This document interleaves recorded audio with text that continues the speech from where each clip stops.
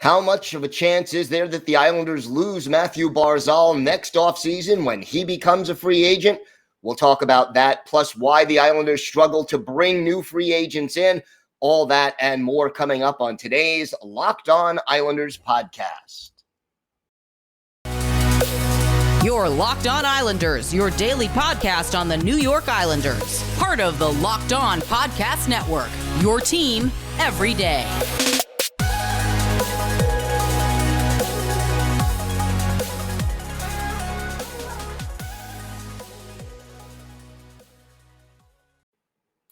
Hey, everybody, and welcome to the Monday edition of the Locked On Islanders podcast. So glad you could join us today and be part of the Locked On Islanders family. And thank you for making Locked On Islanders your first listen every day. We are free and available on all platforms. Today's episode is brought to you by BetOnline. BetOnline has you covered this season with more props, odds, and lines than ever before. BetOnline, where the game starts.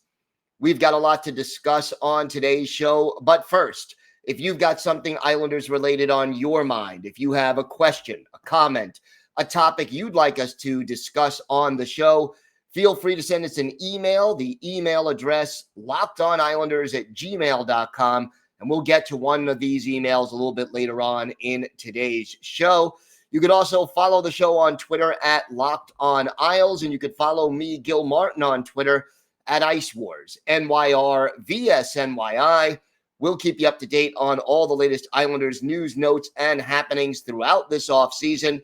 Free agency, trade rumors, anything going on about this team, you'll hear about it right here on the Locked On Islanders podcast. And just again, to remind everybody, this week we go to a three show a week schedule. So new shows will drop Monday, Wednesday, Friday.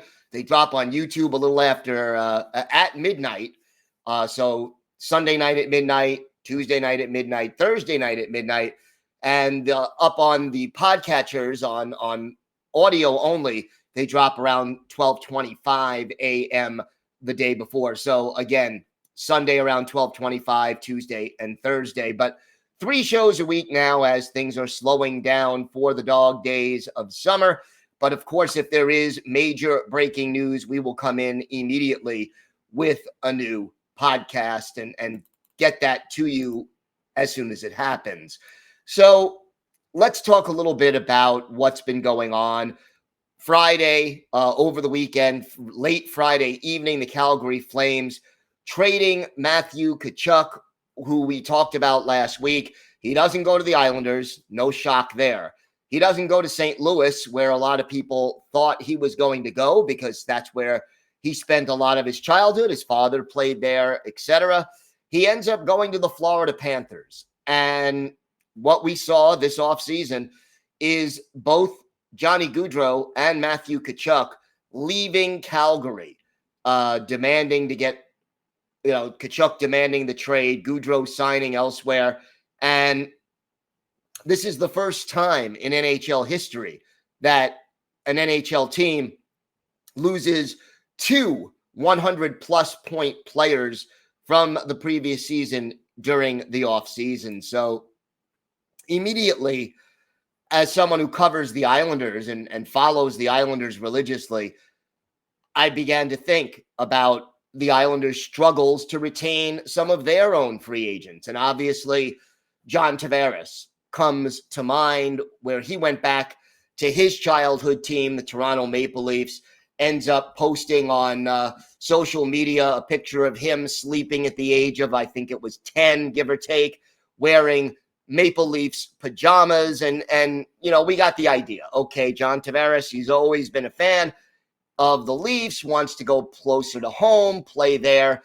And Islander fans, a lot of them and a lot of us still kind of miffed at Tavares for, the way he handled it, not letting the Islanders know sooner, leading the Islanders on, so to speak, and then bolting for Toronto. And then the question becomes, what about Mathew Barzal? Now, Barzal is going to be a restricted free agent a year from now, next off season. But as we saw happen with Matthew Tkachuk, if you let the team know, hey, I'm not re-signing. I do not want to return. You get a situation like that, then, the Islanders may be in a similar situation to the Flames where they have to find a way to trade Mathew Barzal, their most dynamic offensive player, and find a new home for him. And the speculation about Barzy has always been, there's an expansion team in Seattle that is as close to where Barzal grew up as you're going to get. And maybe it would make sense for Mathew Barzal, who is from British Columbia, to sign a deal with the Seattle Kraken and go home, so to speak. Or, it would either be that or Vancouver would be the two closest teams to where he grew up. And he did play some of his junior hockey in Seattle. Here's the situation. A lot of Islander fans are concerned that if the Islanders do not bring in that goal-scoring winger to team with Barzal, somebody who can help maximize his talent, the odds are he's going to feel, hey, I'm not getting supported here. I do not have the tools, the teammates on this team to maximize my ability.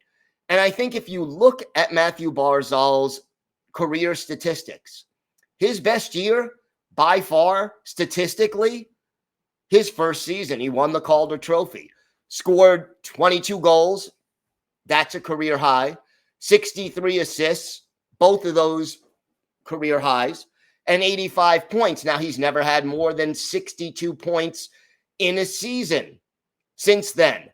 Now, obviously, that was the year before Lamoriello and Trotz arrived. The Islanders were a much more wide open team.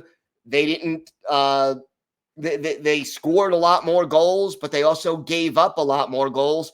And Barzal was the number two on the number two line, the number two center, because John Tavares, who was then in his final year with the Islanders, was the number one.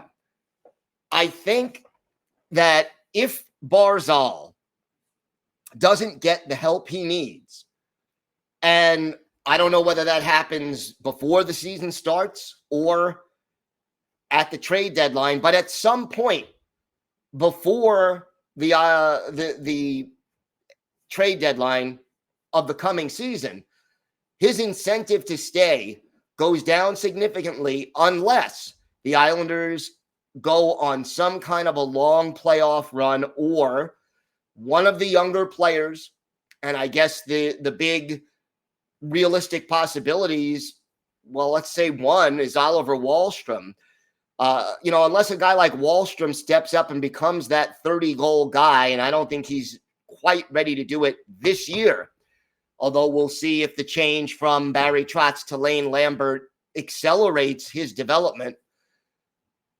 Then, if the Islanders don't make the playoffs and they don't make a move, I could more than understand why Mathew Barzal might want to skip town. Now, if I'm Lou Lamoriello, I would be spending time now trying to sign Mathew Barzal to an extension.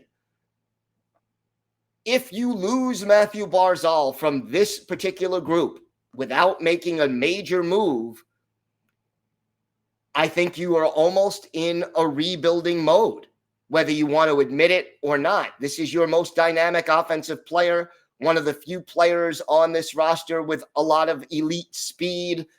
He's still young at the age. He just turned 25 in May.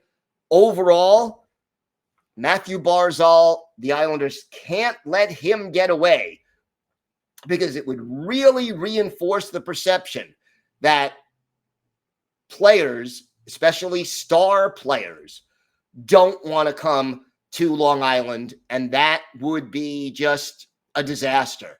And you look back at just in recent years, the last 3 or 4 years, losing Tavares, failing to get Panarin, failing to get Goudreau, You can go up and down the list, but at the end of the day, the Islanders haven't signed a big ticket free agent in a very long time. And that needs to change for this team to take the next step forward. We will discuss a little bit more why the Islanders have difficulty attracting free agents and how they could change that perception, all coming from a listener email. We'll break all of that down for you. That plus our Islanders birthday of the day still to come on today's Locked On Islanders podcast. Today's episode is brought to you by your friends at BetOnline. BetOnline.net is the fastest and easiest way to check in on all your betting needs. Find all your favorite sports scores and events at the #1 online source for odds, lines, and games. Find reviews and news of every league, including Major League Baseball, NFL, NBA, NHL, combat sports, esports, and even golf. BetOnline continues to be the top online resource for all your sports wagering information. From live, in-game betting, scores, and podcasts, they have you covered. Head to BetOnline today or use your mobile device to learn more about the trends and action. BetOnline, where the game starts. So I got a lengthy and very, very detailed email from Dave on Long Island. And Dave, number one, thank you for the kind words about the podcast and for this very in-depth email. And he wrote it in reaction to Friday's show when I asked the rhetorical question, has the game passed Lou Lamoriello by? And I said, no, it really hasn't, but there are some issues. And I went to spell out the issues. And basically he says, let's pretend we aren't Islander fans and look at the big picture. We are pretending to be prospects or top players for a moment. What things do you think of when you consider playing for the New York Islanders? Let's cover some perceptions. First, the obvious. And he goes through. Number one, they haven't won anything in 40 years. Yeah, they got close, but good point, Dave. Haven't won anything since 1983. Haven't been to the Stanley Cup final since 1984. They have a boring style, which will probably hurt your production and thus your career. Yeah, I mean, the defense first style, as we saw with Mathew Barzal's situation, definitely have hurt his numbers. And there are a lot of players out there who are willing to sacrifice individual statistics for team glory. That is, a true champion. But at the same time, if you're going to make that sacrifice, you need to know that there's a very good chance that you're going to make that long playoff run, that you're going to have a real chance to win a Stanley Cup or at least come close.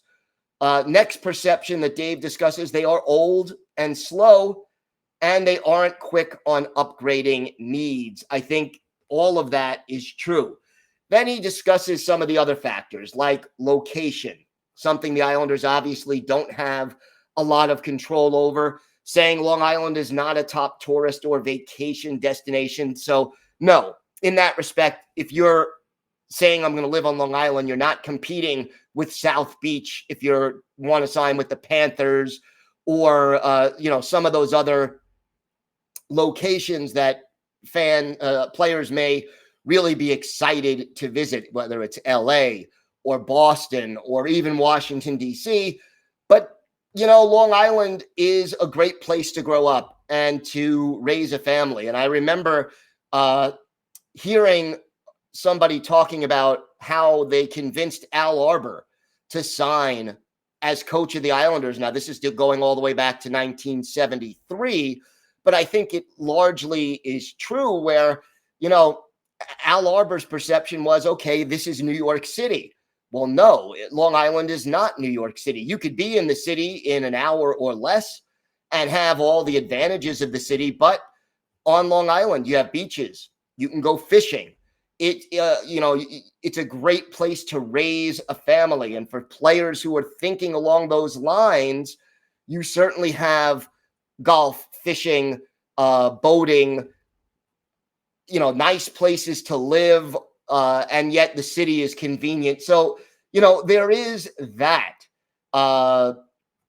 Wineries, if you want to go out east, traffic is obviously a concern, but you can't tell me it's not a concern in LA or Chicago or New York City or any of these other places. So I think overall you can overcome the location aspect with a little salesmanship.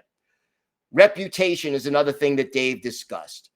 And I think reputation, the Islanders have not had a great reputation as an organization until recently, when Lou Lamoriello and then, Barry Trotz came in and gave the team a duo of a Hall of Fame coach and a Hall of Fame GM and probably a future Hall of Fame coach. Now Lane Lambert has replaced them. But here's the thing about reputations.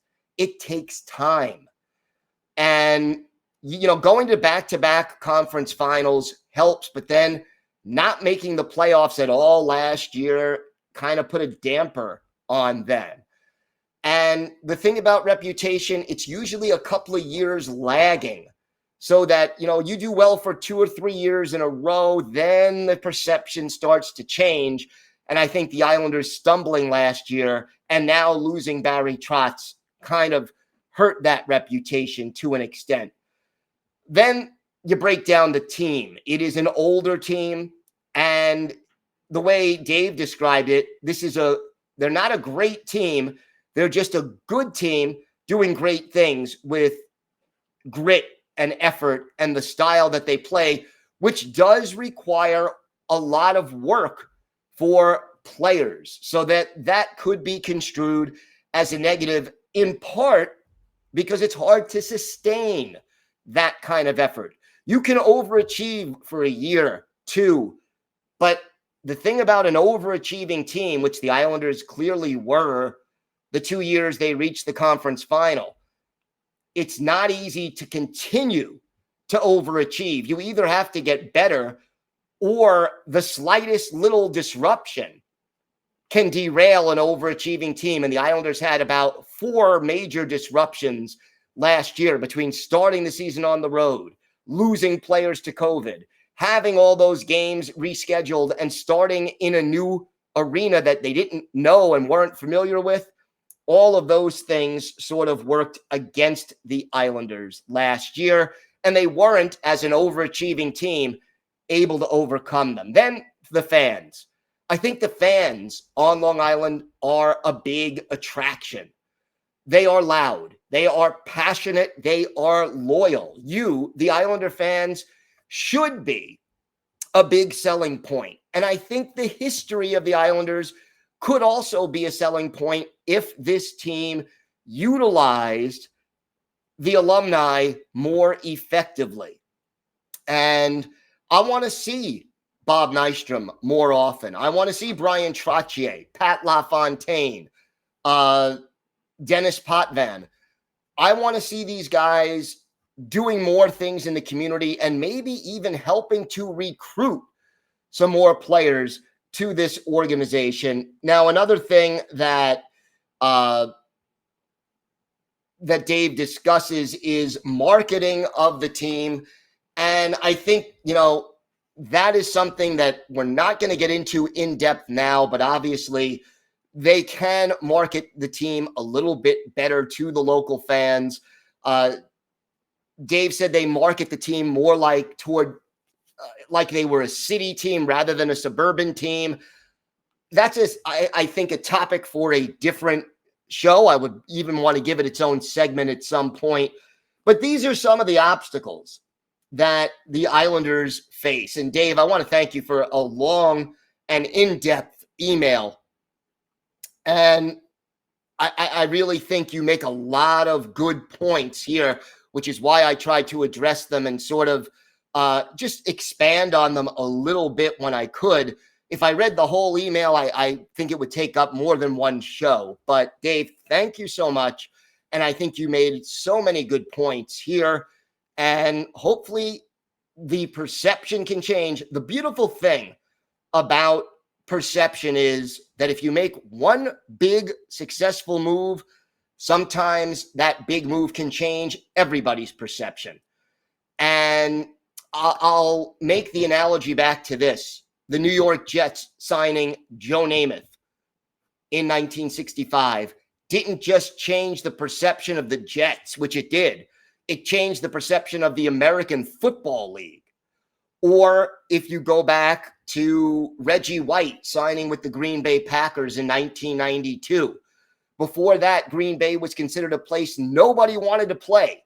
They went out and signed the biggest name in free agency, and suddenly Green Bay was a place that a lot of people were willing to play in because they had Reggie White, they had Brett Favre at that time, they started to win, and all of a sudden it was no longer thought of as the Siberia of the National Football League.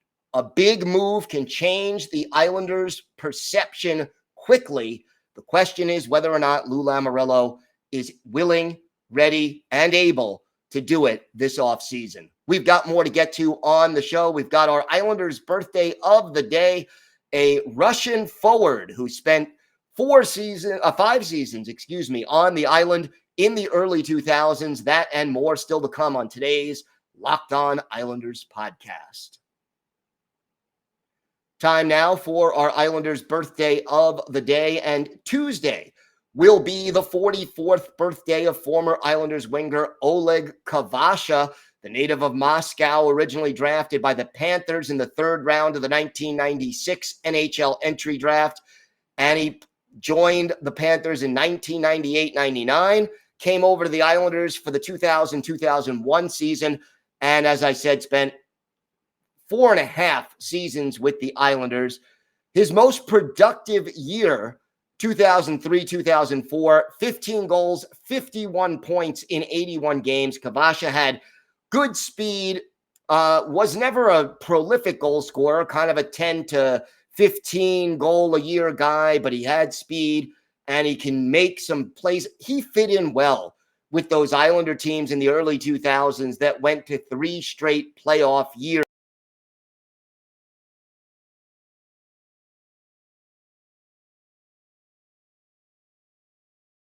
with other players defensively, also helping Oleg Kvasha be successful. We go back to one of his better games with the Isles, March 25th, 2002, at the Nassau Coliseum. The Rangers in town, Dan Blackburn, the goalie for the Rangers. The Wizard of Oz, Chris Osgood, the goalie for the Islanders, and it was the Rangers getting on the board first. It was a power play for the Rangers with Steve Webb off for roughing. It was the Islanders getting on the board first in this game. And with Matthew Barnaby off for tripping, Kip Miller scores his 6th. Mariusz Czerkowski getting 1 assist, Michael Pekka the other at 2:55. Islanders up 1-0, but the Rangers tie it midway through the period at even strength. Theo Fleury, his 24th from Rem Murray and Matthew Barnaby. After 20 minutes, we're all even at 1-1. No scoring in the second period, but in the third period, it was the Rangers taking the lead. Roman Lysenko, his second from Tom Poti and Mikhail Samuelson at 5:17. Islanders trailing 2-1. But Oleg Kvasha, our Islanders birthday of the day, ties it at 13:18, his 7th from Kip Miller and Kenny Janssen. Time of the goal, 13:18. We're even at 2. And then a little less than 4 minutes later, Kvasha again, his 8th from Mariusz Czerkowski and Dave Scatchard at 17:15. That gave the Islanders a 3-2 lead and an empty net goal by Claude Lapointe, his 8th from Adrian Aucoin. It's 19:57. Closes out the scoring. The Islanders beat the Rangers 4-2, 27 saves for Chris Osgood. But for our Islanders birthday of the day, Oleg Kvasha only played 8 minutes and 51 seconds, scored 2 goals on 4 shots on goal. And of course, one of those goals was the game winner. So for Oleg Kvasha, who is 44 years old today, he is our Islanders birthday of the day. Want to hear more of your thoughts about how the Islanders can overcome this reputation of players not wanting to sign with this team. Feel free to either mention it on Twitter, make a comment on YouTube, or send us an email. Always interested in hearing what the fans have to say. And Dave from Long Island, again, thank you so much for this very insightful email that we can certainly discuss more if people want to hear more. Thanks again for making Locked On Islanders your first listen every day. Now make your second listen Locked On NHL. Locked On experts give you a daily 30-minute podcast on all things NHL all year long. Stay up to date on everything in the hockey world. Locked On NHL, your daily 30-minute podcast. Once again, we will be back on Wednesday as we go to a Monday, Wednesday, Friday schedule now during the offseason. If the Islanders make a move, we will bring it to you right away. We will not hesitate to have a show immediately. So make sure you watch for that if and when the Islanders do make that hockey move. But until then, stay safe, stay cool. Hopefully it's going to start cooling off soon. And of course, let's go Islanders.